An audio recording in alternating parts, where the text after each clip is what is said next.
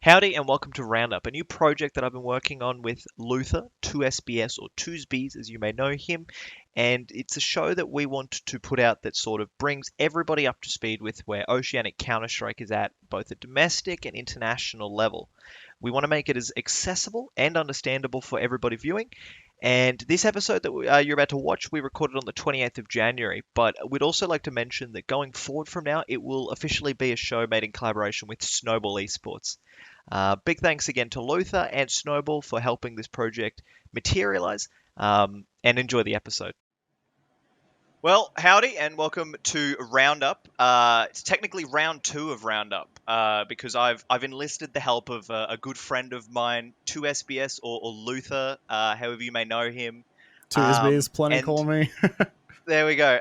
This is the show that I want to put together to sort of bring everyone up to speed of OCE, Counter-Strike, sort of what's going on with the scene, and it should sort of be like the definitive, like, I need to know what's going on, but not like every single detail, right? This is what we want to give to anyone who wants to watch.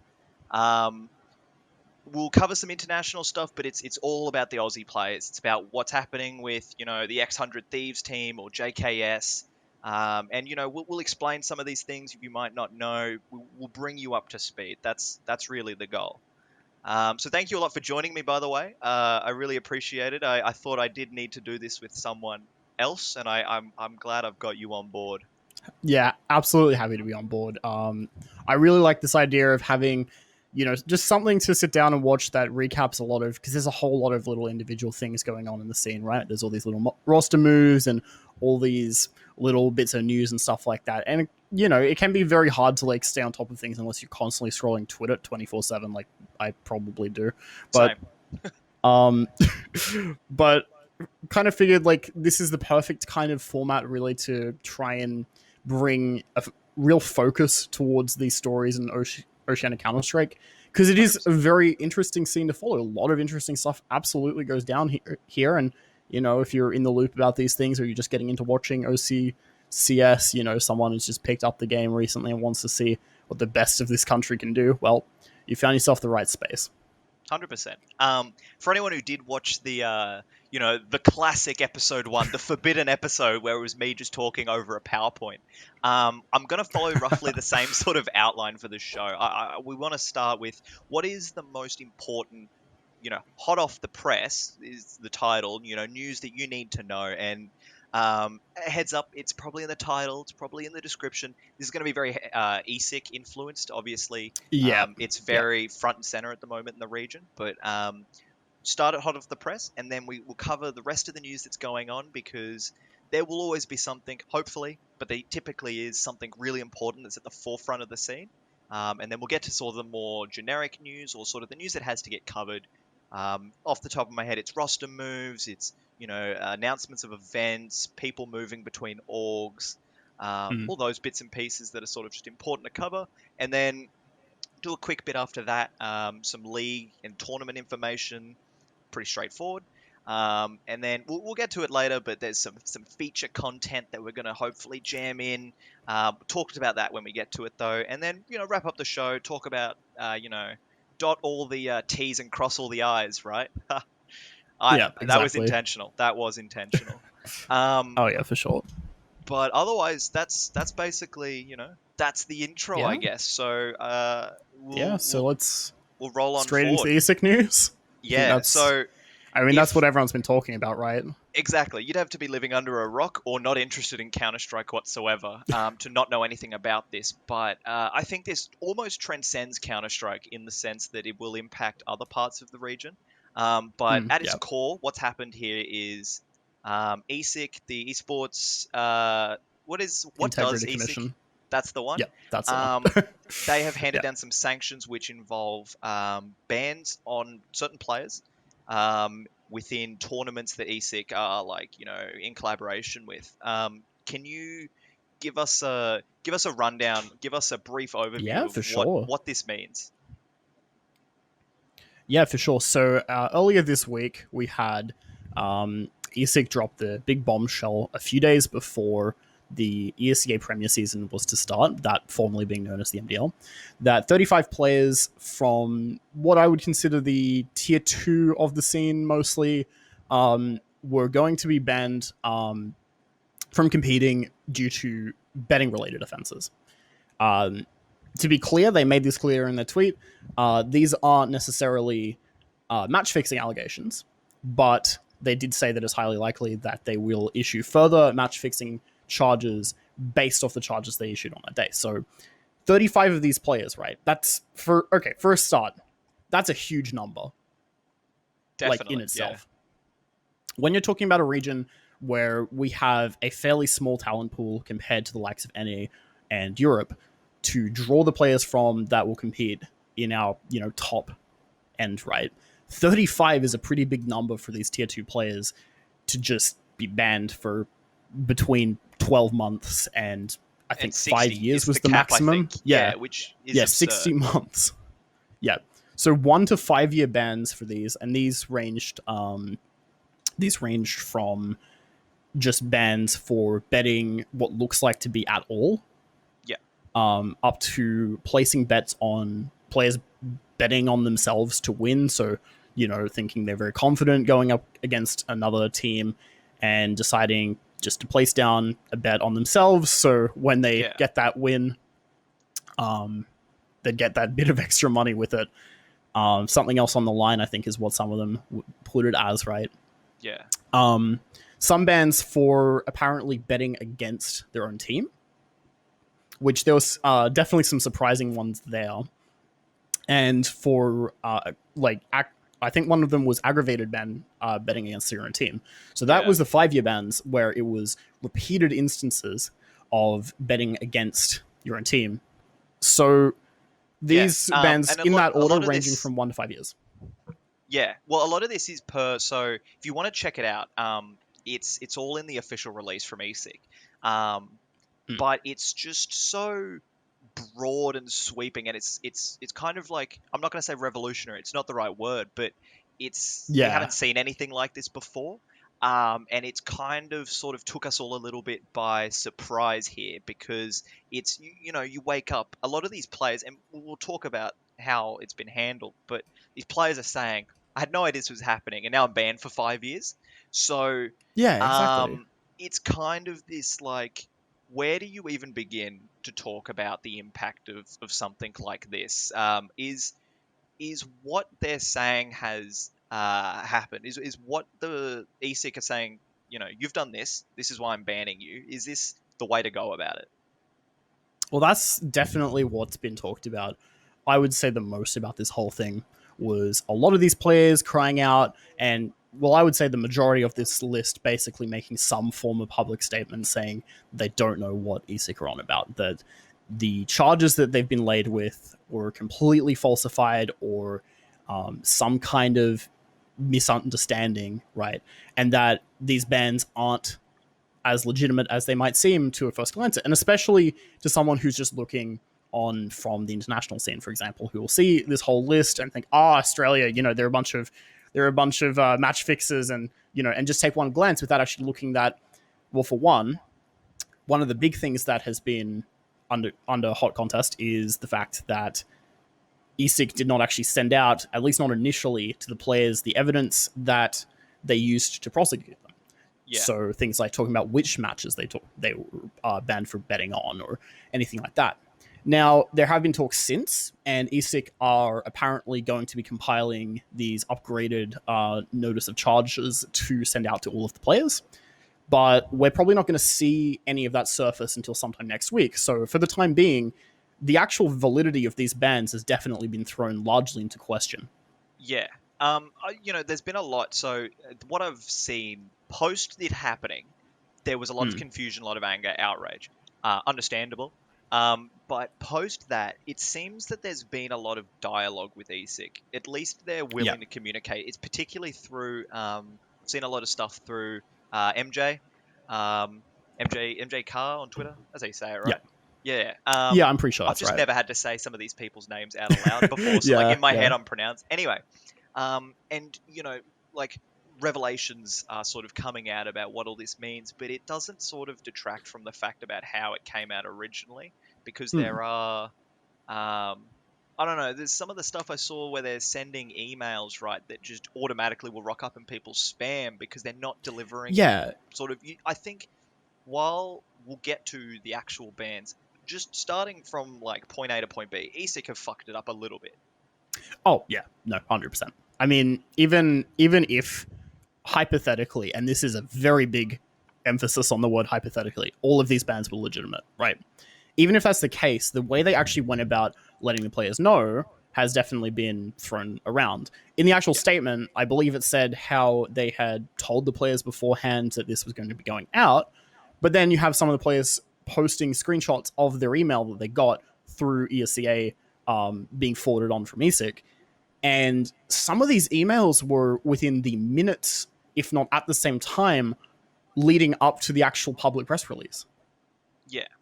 And And that's a little yeah, dodgy. Like, yeah. it's just, it detracts from, ESIC is supposed to be this regulatory body which serves a purpose, a very good purpose, Hmm. and I think integrity, particularly in esports, Oh yeah. or any sport, very important. Um, but it just doesn't help their case when you're handing out bans to so many people. We haven't really seen anything like this before, because anytime before this, it's been like a 35. fine, and it's been, across regions. But this is Yeah. like the only other thing that's comparable is the coaching bans, and um, even then, this is sort of like, this is very localized. It's one particular region that Well, they've just sort of ripped the guts out. yeah, well that's the thing. I mean, it's not like this was a part of a larger ban or anything like that, right? All of these bans are like every single one on this list that had come out on the day these were released. Every single ban there is an Australian or New Zealand player. Yeah, Um, and there's so many familiar names on this list as well. Like going through Motion Falcon, Dell, Vax, Meta, Minus the Coffee, MSN, JCG, Prodigy, BT, Mizuna, Zilla, Rothulco, Damio, JCR, Reckons, Lato, MDK, Pears, Jamie, Bowie, Josh A, the caster, getting banned for a year as well. classic. Yeah. Yep.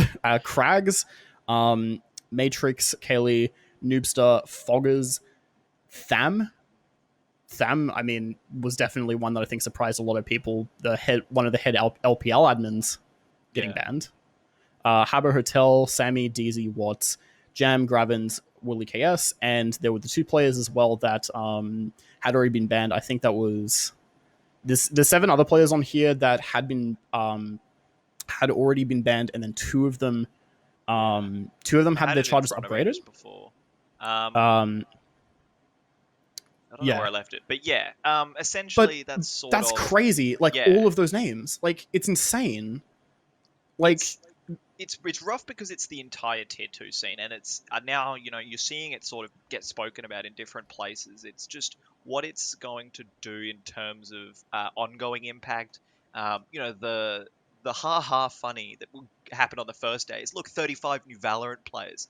yeah, That's where I start to look at, well, is that going to happen? Or it's sort of, then you need to look at the validity of the ban, right? Because it's starting to hmm. come out, this information about the bans count for if people here in these leagues that they're getting banned in bet on things like the NA and European Pro League. That's not on. That's not, the Yeah. integrity is gone, and that's what they're saying some of these bans come from. And I'm interested to pull your brain on this, because Oh, I this is see I see yeah, that. That's a lot of people are saying that's so unreasonable, because why would Ruffleco know if Astralis are feeling a bit sick today and they're gonna fuck up? yeah, They're less exactly. likely to win. Um, that's what I see a lot of, but I don't see it that way. In that, if you're a pro, in the same way that you cast, or Hmm. whatever, it's about, naturally you have more information, even if it's, again, I don't see directly a line between Ruffleco and Astralis, but I can see Yeah, no. how it's over enough time, and no matter how unreasonable. um, but I think it's fair, because there's there's enough grounds for there to be dots. And if there is grounds to be dots that you can eventually connect, and that's how, all it takes is one person to actually do that. And that's where, integrity goes. You can't have 99% integrity. You can't have a boat that's 99% done. It has to be 100, otherwise it sinks.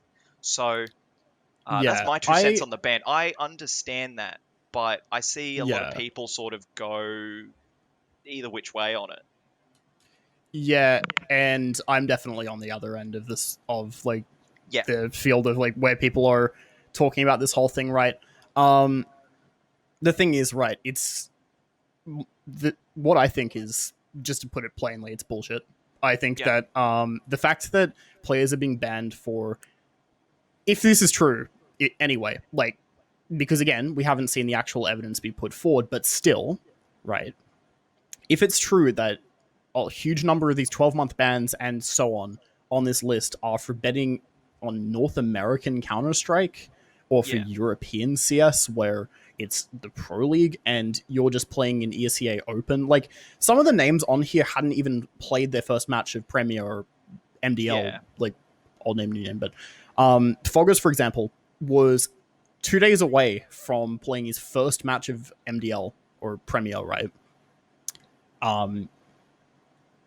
He was banned for, I think it was 4 years. yeah. All And good. if it's the case that some of these players like that, who hadn't even played MDL at that point, getting banned for betting on North American CS, like, what kind of information advantage do you have making an informed decision? You know how to play CS? So do a lot of other people who know how to play CS, and they haven't signed up for ESEA Open. And a lot of people who Yeah, specialize in betting, who watch a lot of CS and do all that. It's the same sort of thing. It's just these people playing in open leagues then invalidates your ability to bet on international CS. That's where I think the line needs to be drawn. But even if that is your stance, it needs to be made so much more clearer to players that that's not on. If yeah, the stance is that you can't bet on CS at all while playing in an open league in ESEA, and the ESEA rulebook needed to reflect that at the time, it did not. The ESIC yeah, rulebook did. But the actual ESEA rulebook itself was conflicting with that information. And most of these players that, especially because some of them just came through on the open leagues, right? You know, playing through on the LPL side, playing on open, playing on amateur, right? Like CGA, CGO, or LPLA or LPLO, because they trying to distance themselves from everyone calling it that, but yeah, that's not going to die.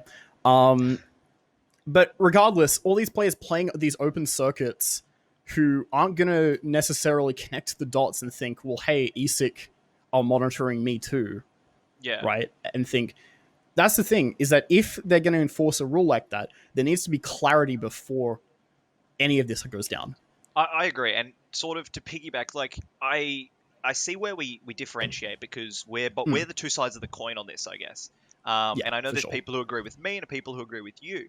The thing that I think everyone can agree on is, and this is sort of a case that I think is like it's not quite finished, and hopefully it keeps Yeah. what I'm about to say keeps ongoing, like keeps progressing because it'll make sense.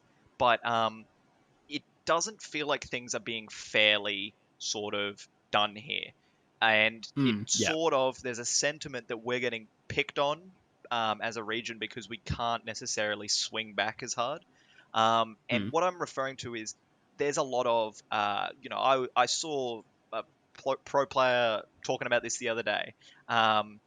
There are these North American pros who have been doing the same thing, like some Yeah. iBuyPower type shit, and this is what's ESIC are punishing us for right now. And whether ESIC don't necessarily have all the evidence to go through with all the stuff happening in NA, I really hope that this is not a case of it's just easier to punish us. And I hope that if, because a lot of this is if, like I can't confirm this, whether Yeah, this is exactly. true. This is all speculation. But Yeah, but you'd imagine if this was happening in other regions, and from what you hear, from what you see and read, I would say it's more likely than not this is happening in North America.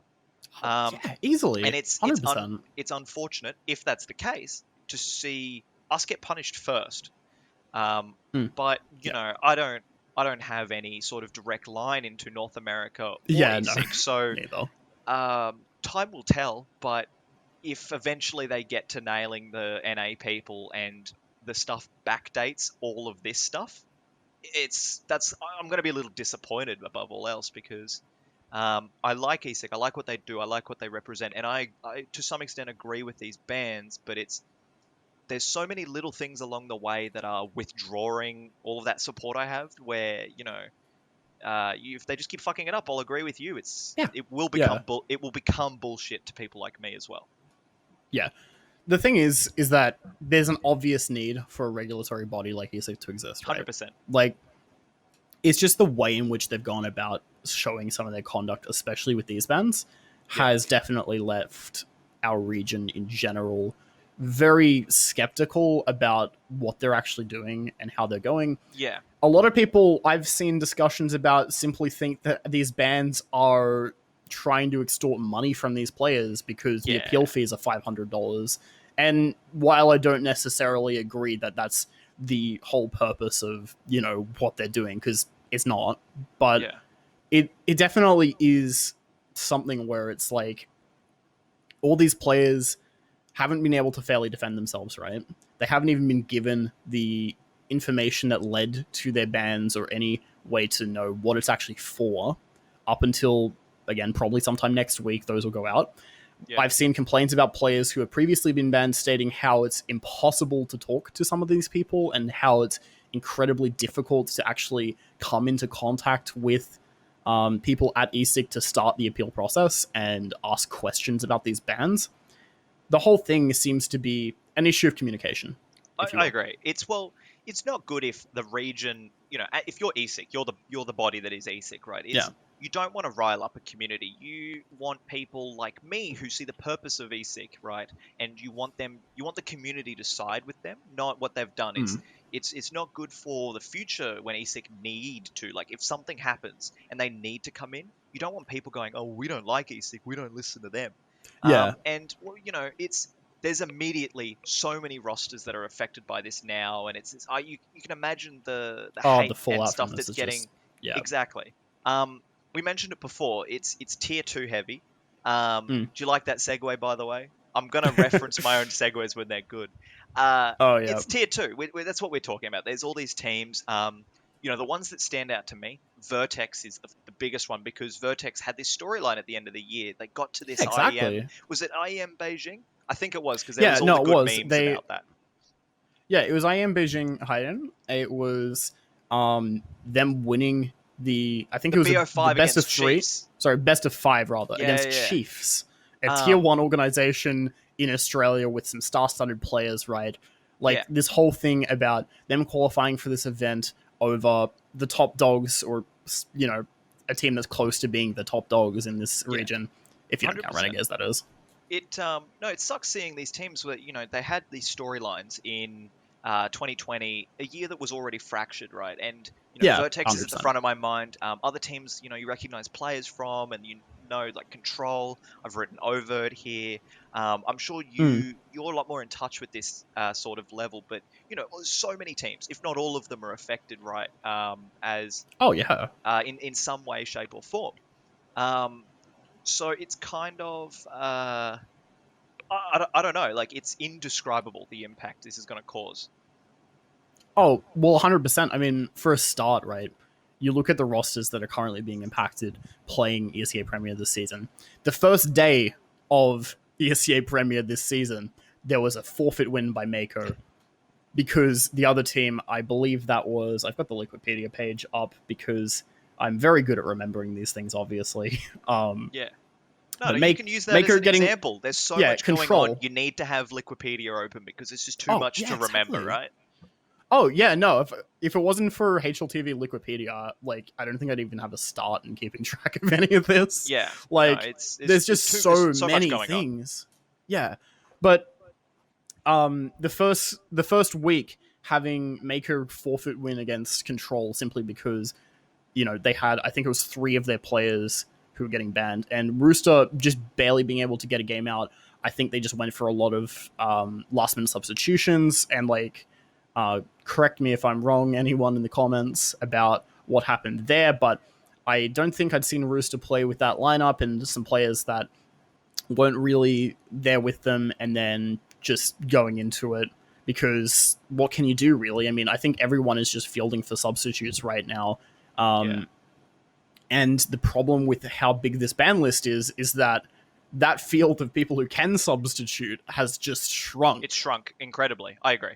Yeah, It's that's I'm glad you brought that up because that's what I want to sort of go with this in that we already know, like, even at this level, the tier two, there's all these teams that just don't work now because two, three, one, four of their players gone.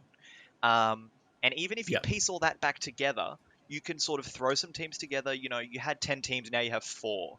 But what that does too is there's already teams further above who aren't affected directly by the bans um, in most of the cases. But uh, I think of Chiefs, Order, Avant. We're talking about these level OCE teams now. Where are they pulling talent from? Because, exactly. um, we just saw. So we'll get to the move, but Vexite to Order, great move, right?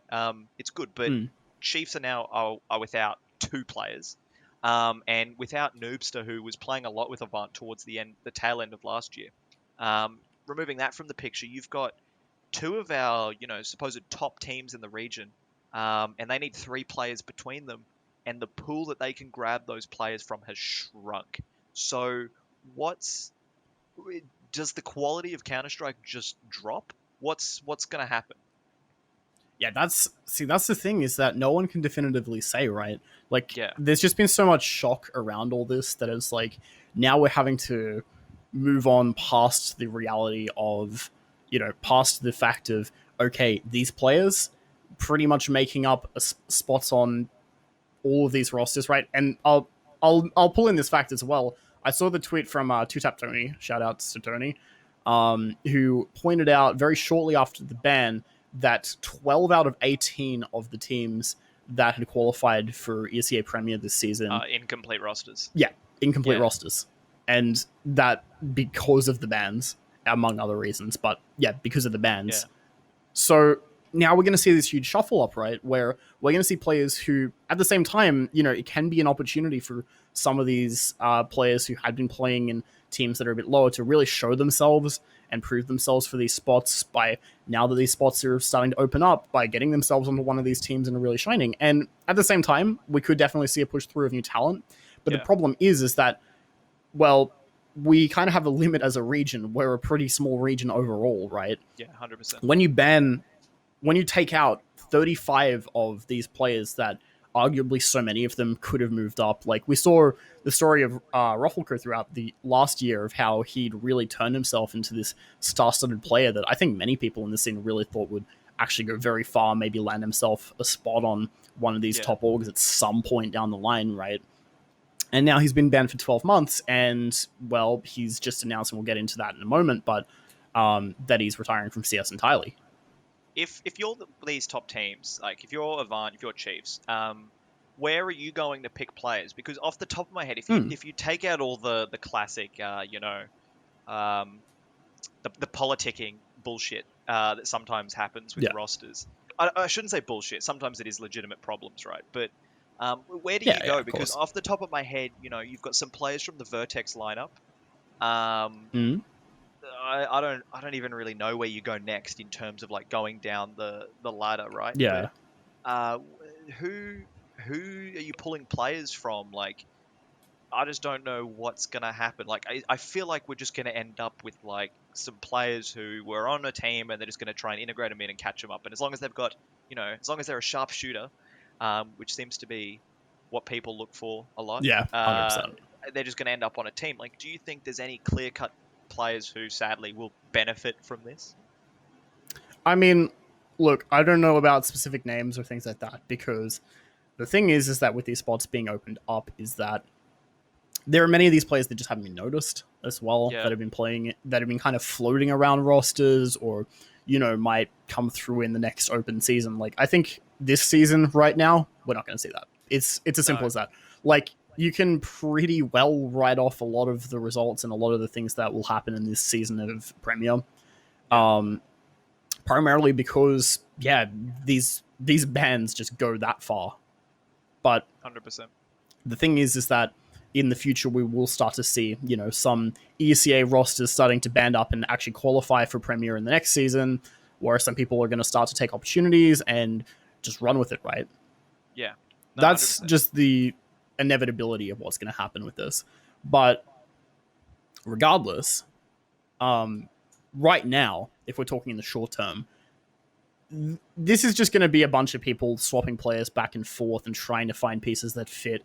It's going to be like trying to for this region anyway, right? Like, yeah, oh yeah, for sure. But like it kind of feels that with all of these players who I think honestly have largely made up a lot of the identity of Australian Counter-Strike at these different levels, right? Like past the tier 1 and going down towards even the more amateur side, like parts of the scene, have been present for years. Yeah. It kind of feels like with all these roster changes, you're trying to fit together a jigsaw puzzle that has about 20%, 30% of the pieces missing. Yeah. No, I agree. I guess we'll find those pieces in the years to come, right? Yeah, that's the thing. It's going to take time to find those pieces, but eventually, at least I have hope that everything will fit together. Yeah, 100%.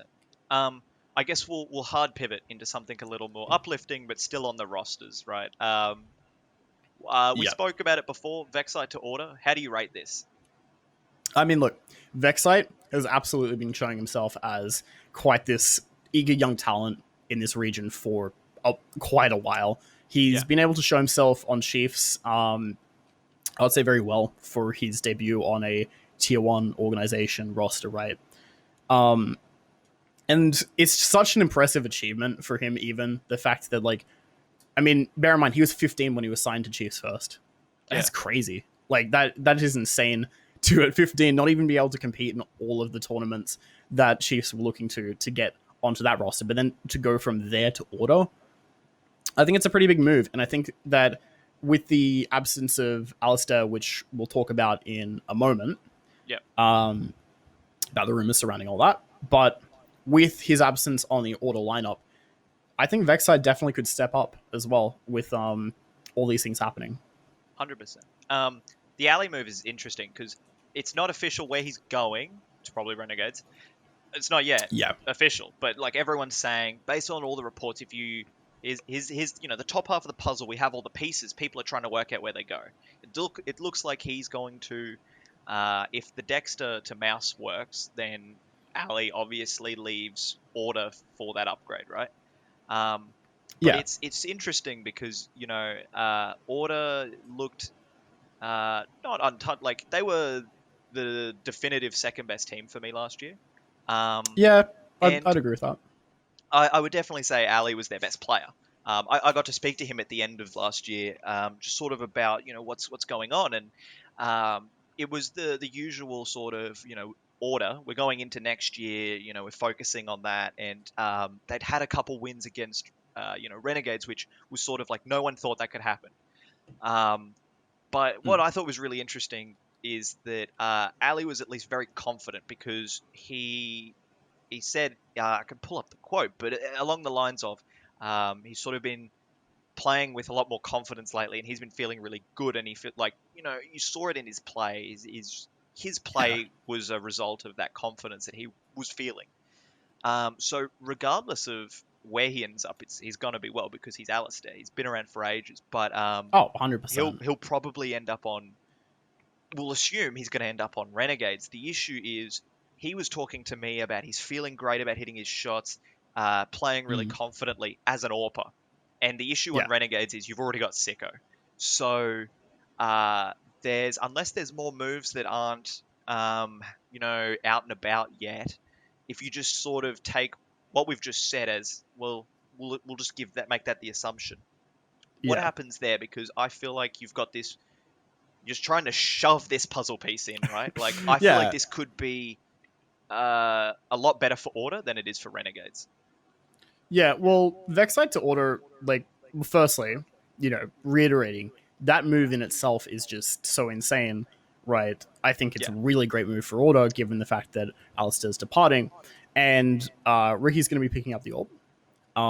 They put that in their release, right? So that could be quite interesting to see how that works out, because now they're going to have to play around this new team dynamic where they've got kind of the role starting to shift around to fit around this new talent. But Yeah. I think it's definitely something that once they're more used to it, they put in the prac time, they've gone through all the scrims, they've gotten used to how this has changed up. I Yeah. think that Order absolutely can, well, yeah, again, put themselves in a better position than they were, really. I mean, Yeah. this move absolutely benefits Order as much as I'm sure they didn't really want to see Alistair go, but at the same time, I think they've absolutely capitalized and made the best move possible. 100%. I feel like Now, as for, sorry, yeah, I was gonna say I feel like because Gomez is their GM now, right? At least for the CS stuff. I might just be making I fake news here. believe Let it's me something along, let me refer to his Twitter. yeah. But I imagine that they've got the scouting, they've got Yeah, no, the you're like right. You're right. it's they know what It they're is doing Gomez. here, and I think that Yeah. that's we've seen you said it there. They put in the prac. We know Order can put in the prac because we saw them on maps like Inferno. Mm. Um, every time I spoke to them, it was always we feel really good in our prac, and you saw it on maps. You know which maps they've been practicing because it's the maps that they take. You saw from one event to the next. If they did the prac on the map, you'd see it because it would not only translate after the fact, you'd see the wins. You could see in the server watching the games. The Yeah, smokes looked exactly. better. The aim, the takes, the team play was better. And I think that you can, if you've got that down pat, it just as long as your pieces are good, and I think Rick on the AWP will be good, and we know Vexite's going to be good on the rifle, hopefully. So, um, yeah, I agree with what you're saying. Yeah, I think the more interesting thing that is going to be a problem for so Alistair to Renegades, right? I think the more interesting thing is the player he's replacing, which is Dexter. Yes, Dexter, 100%. He's to some extent, the lifeblood of this team, right? Exactly. Um, it's like a couple of years ago it was Liaz and Grat, and they're gone, and then the player who stood up immediately was Dexter, and now it looks like Inns as well. But now they're both on the same team, right? Like we're not seeing at the time it was Greyhound and Order sort of get taken down a notch. This is just a direct like Renegades is just getting taken down a notch here. Yeah, well, the thing is as well is that not only as that point you brought up of having both Sicko and Alistair, two fantastic AWPers, being on the same team, right? Yeah, It's not only the question of who is going to retain the AWP role, which I don't really know, to be honest. It could go yeah, either way, because I think Alistair has shown himself to be a very strong rifler as well yeah. in years past. But Where's the so the IGL? rumor, yeah, as the rumor has it, Dexter is getting his shot internationally and he's going Yeah, off to Mouse Sports. Nothing confirmed yet. None of this is confirmed. Same not with the yet. Alistair move. Yeah. All of this is speculation based off rumors that have come out, right? And reports that have been written and all of that. Even still, though, because again, these moves seem to make sense. Yeah. Yeah. So I have good reason to believe them for sure. But Dexter going to Mouse, definitely a big pickup. Like, not only for Mouse, I think, getting that on the international side, but more so looking at what that leaves us with, other than the fact that we've now got another Australian player playing overseas, which is fantastic. That Big win. Players in this region getting those opportunities and starting to close that gap, right? But as for his former team, Renegades, yeah, who is going to be shot calling? Who is going to be IGLing? Because Dexter has shown himself to be quite the strong IGL, and as you said, that being the lifeblood of Renegades, right? And their 100%. insane streak last year in the domestic scene. Like, they were practically untouchable. I think this is off the top of my head, so I might be a bit wrong on this, but out of the 44 games played in domestic, like here in Australia, within 2020, they only dropped 3 of these matches. Those are matches, not maps. But that is just incredible, right? So off the back of that whole year, right, and now your IGL's leaving. Yeah, That's it's quite rough. a position to fill. That is rough. It's interesting because if you followed the content that came out around Renegades, not like from their org, but like the the interviews and whatnot, and the stuff that I got from some of the players is a lot of their system was everyone is contributing, everyone's a piece of their puzzle, and that's really good. You want that in a team, but it also Yep. felt like a lot of the information went through Dexter as the IGL, and he made a lot of the, maybe not made a lot of the calls, but he's the glue for all the pieces. And I Yeah. wonder if it sort of is going to be a hot potato for a moment. Like maybe they'll need to test out who takes it, or maybe they'll just sort of say it's a collaborative effort. We can all IGL. I don't know what's going to happen, and I don't know if Renegades will be able to sort of. What I think they need to watch out for is their level might not be where they were at the start of last year. At the start of last year, Yeah. they were in Leipzig, I think, made the finals against Big, I want to say. Um, I think that's right. Yeah. I think that's, they were coming off hot and then they came back and it's like they had this form, this tangible, we're better than everyone here. Now it's like there's question marks. And I think that if they start off slow, don't really know what's going on, IGL stuff it's very dangerous territory here for Renegades. But for the same time, for all the teams below who to some extent are also suffering, it's sort of open field. It's less David Goliath, I think, assuming all this stuff's going Hmm. to happen. Yeah. And you're right in that it was they lost to Big in Yeah, Leipzig. also. That was very early. Like that was a year ago now. Yeah. Which, Yeah, by the yeah, way, yeah. the fact that that's how long it's been since we've been having these players play at international lands, man, It it's feels such a bad, shame. man. Yeah. Yeah, it No, feels I bad. agree. But yeah, the fact that like there's now this whole issue as to where Renegades can go there, it definitely touches on. Well, at the same time, if we start to see a weakened Renegades, although maybe for the international scene with them returning to that once we start to have LAN events back, there could be a weaker showing unless they get more used to it. But at the same time, I think there's going to be opportunity found here against Renegades in that case if they're becoming weaker. Yeah. Because the thing is that with their dominance over the scene, I think some have very much so kind of ignored them as part of the scene and just kind of, hey, that's that international tier team that's been playing in our servers, Yeah, right? it's the final boss that's Um, smurfing here. I I don't remember the exact quote, but I remember Panic putting it pretty well in a tweet sometime last year, where he basically said that Oceanic CS is Renegade's personal bank, and that um, a lot of the like where the scene's going is it's old guard 2.0, where players just play with each other because they're mates instead of actually having the objective to take them on. Yeah. Well, regardless of that fact, and regardless of it being the old guard, right? I think that now is definitely going to be with Renegades finally changing up their roster after all this time, right? Um, since the Dick Stacy departure.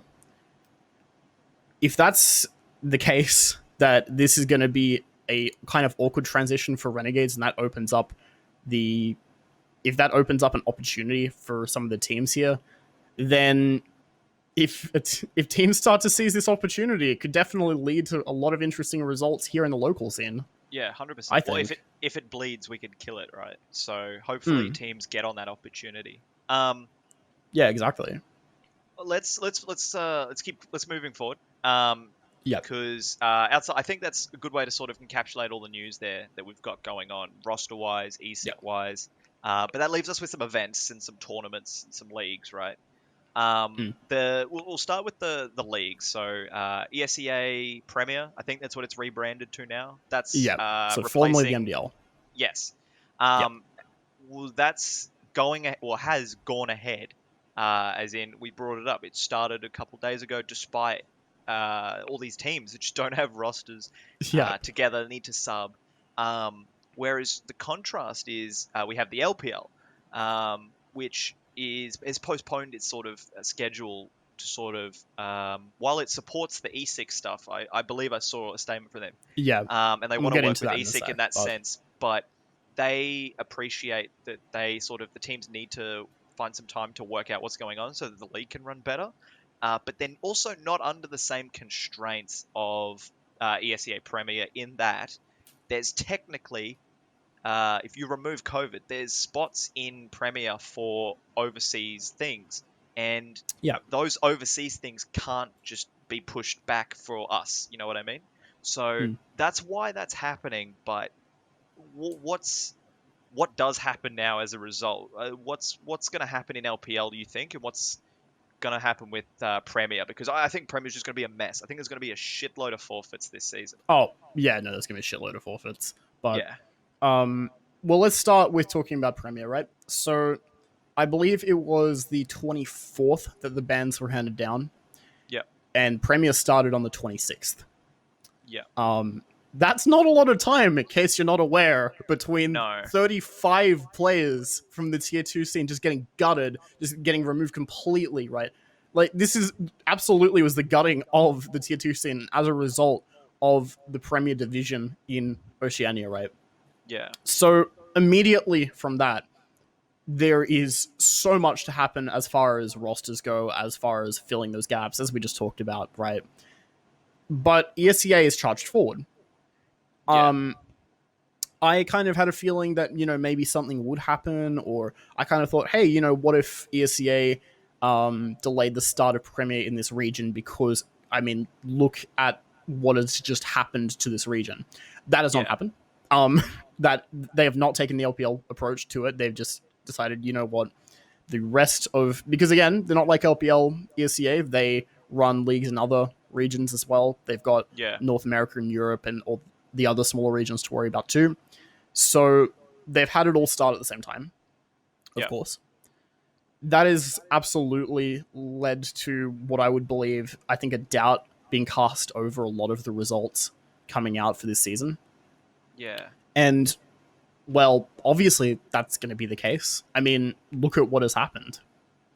yeah. As Sorry, far I'm as the actual... I'm looking at the Australian Premier now. I Yeah. don't even think this season gives a spot to Pro League, does it? Which honestly just leaves me From with what I can more tell, no, it questions. doesn't. Yeah, so maybe that is a bit odd that they didn't. But if you still sort of look at it in the sense that ESEA just don't want to move it around, and they don't have to. It's Oh, kind of the yeah, no, it's teams. their league. Yeah, but no, I just thought that was interesting. I thought that might be why, because it gives a spot to Pro League. But even if it's not doing that, that's so odd. Yeah, for sure. But, in any case, so that's the thing, is that this season is kind of just going to be a bit of a, if you will, like a kind of preseason really to the real stuff that's going to happen this year, right? Like, this is Yeah, more of a trial season than anything, living in this post ESIC ban environment with the way the scene is at the moment. So a lot of these results definitely are going to throw things into question, and we're going to see the next relegations to be what actually determines where things will go from here, for sure. yeah, But other than that, obviously, while ESCA is the main league that people pay attention to here, LPL, they've taken a very different approach. They are not ESIC partnered, so that means that they did not have to honor the bans, but they have, in their statement, they talked about how they spoke with other regional bodies and things like that in New Zealand and in Australia about how to proceed. And again, LPL based in Auckland, so it makes sense they go to a New Zealand body for that. And they decided that it would be the best idea for them to honor the bans. yes, And the first thing that kind of leaves is, well, now there's really nowhere for these band players to play. yeah, It's as simple as that. It's the fact that LPL, despite being independent, has gone ahead, and that means that even if these band players were to still want to put together a team of themselves or a few teams of themselves, which from that 35, come on, that absolutely could have happened, there right? you go, 17. They can't. Yeah, Yeah, exactly. yeah, But no, they can't play LPL. LPL spans the widest part of the community, I would say, because they go all the way from open, which is, I think, where most people around in this scene get their start playing competitively, is in LPL O and A, right? I think yeah, everyone has kind of gone through that gauntlet at some point, right? If you intended on trying to play CS, I know I certainly did, but even at that level, these players can't play. They can't play anything higher than that, and they definitely can't play up in the top leagues. So that's the thing with where LPL's been going, and I might add as well that one of their top admins getting banned as well, was definitely quite the shock, as I mentioned before. This doesn't help, does it? Definitely does not. And I think that in itself also, I know it's something we covered, but I think that ban in itself also threw a lot of doubt over the ESIC bans in general, because, I mean, Tham's a stand-up guy. If you've ever had an encounter with him, just an absolute legend. But it's been such a huge thing that every league has been shaken up by. LPL has delayed the start of their season, though. Yeah, I'm looking at the dates now. So the dates have been amended to begin on early March. So week 1 is the Tuesday, Wednesday, 2nd and 3rd of March. Yeah. That is quite a good move. For obvious reasons. The fact that we're seeing MDL, or ESCA Premier rather, go ahead now. And on the first day, there was a forfeit win. Yeah. It kind of shows that, these teams do need time to move forward from what's happened. Yeah. And there were roster locks too before that. I'm not exactly sure of what the roster lock date was, but LPL in general, especially with their lower leagues, a bit more lax about that. They have been showing that they can accommodate for the fact that the scene fundamentally has changed, as you would expect from a TO that's based in this region, right? Yeah. But even still, everything's been shaken up by this. Definitely. No, I agree. Outside of that, if you scroll through HLTV, we don't really have any other events right now. There's nothing scheduled, at least. I imagine I'm going to be interested to see whether. So we know we were meant to have IEM Melbourne last year, and obviously that had to get chucked forwards to this year, or later rather, to this year. But given everything, given the state of our borders, getting teams in and out of the country, it's just not going to happen. Or if it were to happen, it would be too much effort. So, they put out the statement saying that it's going to transition into an online format, and I don't know if I just didn't read it properly or if it just wasn't clear. I don't actually understand what they're doing, because is it just going to be an OCE thing? Or is it going to be like IEM Melbourne, like IEM New York? Like, are all the regions going to compete for IEM Melbourne? So that's not what I think is happening. What I understand is that, for one, they're not going to call the event IEM Melbourne. They're calling it something along the lines of IEM Winter, which I think that's what seems... That's what it is, right? Yeah. It's not... Yeah, okay. That makes a lot more sense to me then. Yeah, which obviously indicates that instead they're just taking what would have been an IEM event that would have been run on the main ESL stream and, would have been, covered that spot. And they're using that spot that they've allocated out, and they're just going to run an online tournament with different regions, similar to what they've done throughout last year, right? It makes a lot more sense than running IEM Melbourne out of Australia. That was a little stupid. Yeah, so that obviously has a lot of ramifications for the scene all over. The fact that, for one, it doesn't look like we're going to be seeing a return to the lands anytime soon. It's unfortunate, and it sucks so much, but that's just the state of the world at the moment, unfortunately. That's just what we're living through overall. But the thing with that impacts the local scene is that you could see IEM as this kind of culmination of what had been building up in Australian esports for years, right? Where we'd finally gotten the payoff and had a big event come down here, and Oceania being able to play on these same servers and play with these players. One of the things that would always happen leading up to IEM actually starting in the days before the group stage of the IEMs in 2017, 2018, 2019, right, would be actually having international players playing on our servers. They would be just have Nico banging everyone's heads. Yeah, they got invites to the to our FPL, our equivalent of the FPL, right? That's being run by Instafrag, and they would go around, and it would be kind of surreal booting up your favorite local player streamer stream and seeing there's Get Right playing on the other team, right? Or players like that.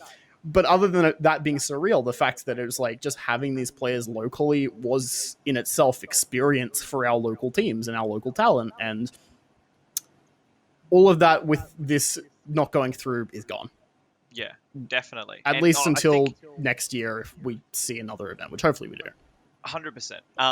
I think given that this year they're able to plan for the online era, in terms Mm, of a schedule, right? I don't think we're going to see as many, right? So last year they had to come up with a solution. That's why we had IM Beijing, New York, all these like yeah, weird overseas events domestically.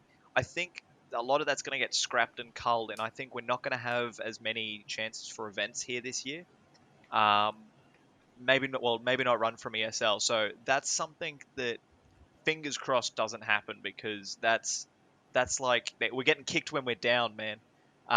yeah, There's just yeah, going to be no development, and hopefully, we can avoid regression at that point. But it's not doing us any favors. Outside of the big operators running their tournaments here. But there are other events that we have going on. What do you think is likely? We were talking about ANZ champs and whatnot, but what are the other yeah. events we're likely going to see So this year? I think that ESL, we don't know entirely, but from what seems to be planned, they are going to keep taking the same approach they did last year in doing the regional online events. And I think at this point, because especially purely for the fact they have a Sydney office and they have Sydney talent on call and they have all Yeah, the production and stuff ready to go. I mean, their social media guy is Australian as well. And like, they have all these ties.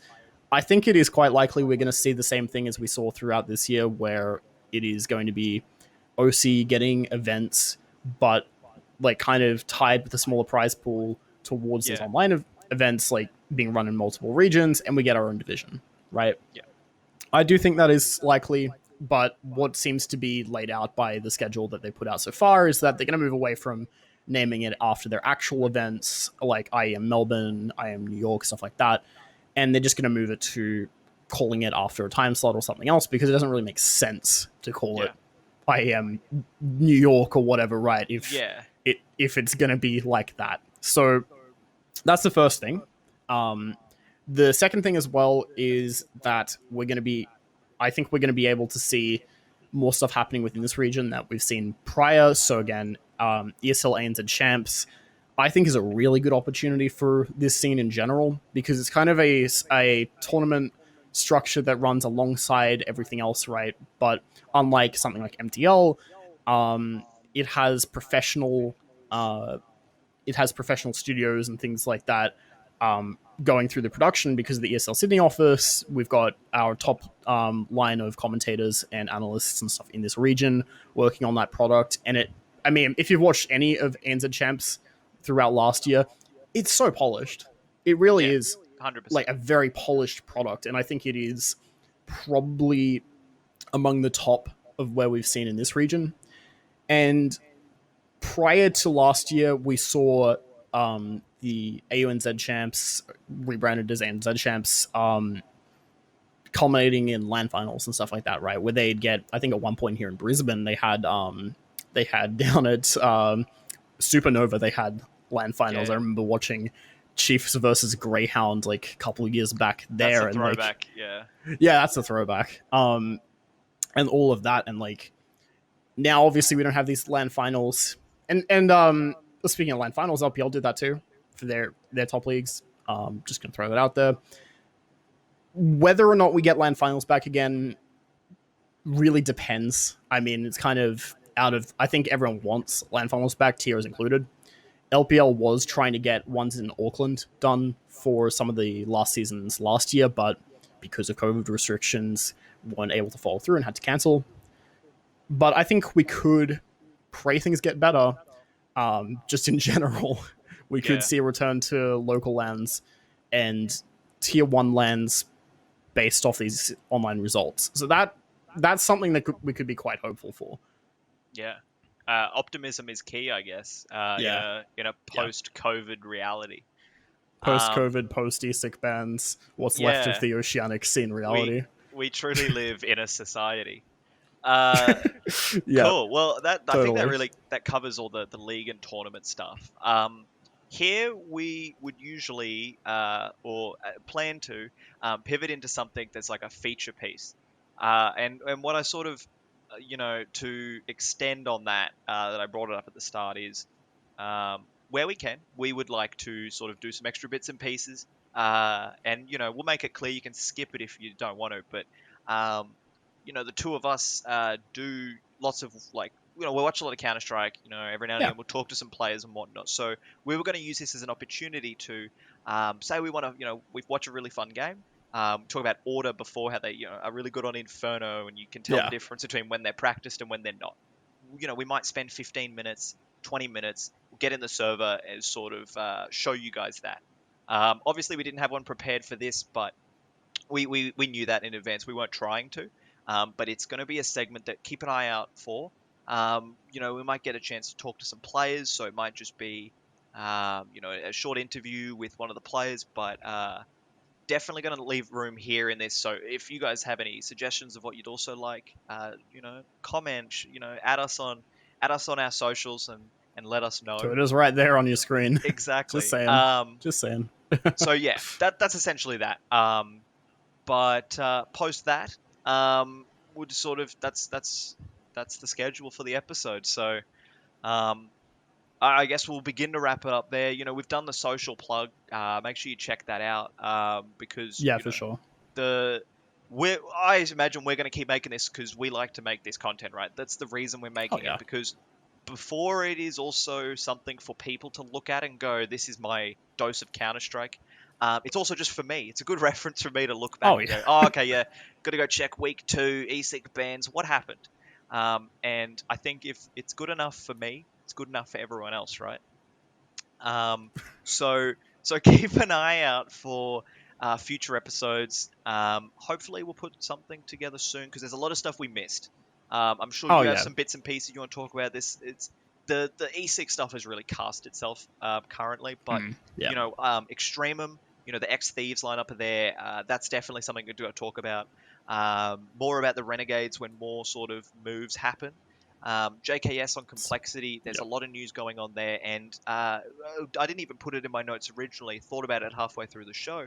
What's going to happen to us as Australians trying to, or at least the teams, in getting to the major that was announced is going to be at the end of the year, right? Because usually APAC, we have a slot, and now it's on RMR points, but if we can't get there, restrictions, blah, blah, blah, that's super interesting. We might see an Aussie team, Mouse with an Aussie, Complexity with an Aussie, and then a team actually from the country go over. Like, that's amazing representation from us in the global scene. So that's everything that's coming up and is forward on Roundup. Is there anything you want to add on that, or? Yeah, I just want to say, I really think that this whole format of talking about all this stuff and all these recent news things, definitely something that I'm very keen to keep making and keep working on. When Ash came to me talking about this project, I was instantly very keen to jump on board and bring this out because I know that, a space like this absolutely is something that I think that, I hope anyway, that people will want to watch and pay attention to. So hopefully you enjoyed this one. We're definitely going to keep on going at it as best as we can. Let us know if there's anything you want to see us talk about, any improvements that we can make overall to the product. We're very keen to get into this and deliver some great content for you throughout this year. So definitely keep posted. And again, as well on our socials, Twitter's on screen, but at It's2SBS for me on Twitter and at Schliebo for Ash for more of both of us. Make sure to drop those follows and subscribe as well for hopefully more soon coming out about the OCCS scene. Got a lot of stuff to talk about this year, I'm sure. Very keen to get into it. 100%. Well, that's been Roundup. You heard the man. Follow us on Twitter, right? But yeah, thank you everyone for watching, and be sure to keep tuned for more Roundup.